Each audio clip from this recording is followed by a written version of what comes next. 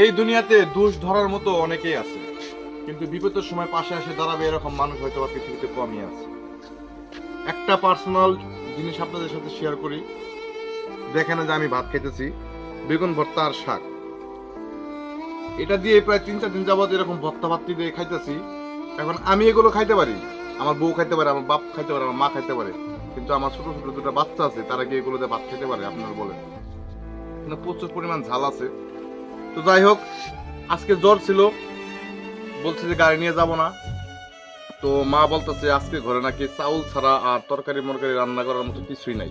তো গাড়িটা বাই করছি, এই যে আমার গাড়ি, ঠিক আছে, এটা অটো গাড়ি। এই গাড়িটা চালায়, এই একটা গাড়ির উপর চালাইয়া সপ্তাহে মনে করেন যে 1800 টাকা কিস্তি দিতে হয়। ব্যাটারি কিনছে, এই ব্যাটারি কিস্তি, তারপরে আপনার এই গাড়ি চালাই সংসারের যাবতীয় সব খরচ। আমাদের কোনো আবাদ ফসলের জমি টমা কিচ্ছু নাই।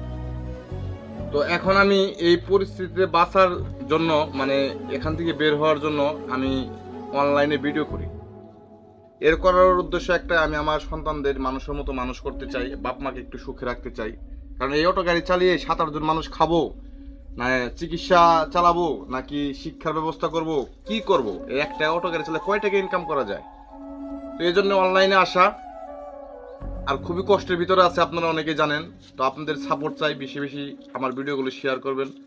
আপনাদের ভাই হিসেবে, আপনাদের বন্ধু হিসেবে আপনারা যেটাই আমাকে মনে করেন, আপনারা সেভাবে আমাকে এগিয়ে নিয়ে যাবেন, সেটাই আপনাদের কাছে আমার আশা। তো আপনারা সবাই সুস্থ থাকবেন, ভালো থাকবেন। আসসালামু আলাইকুম।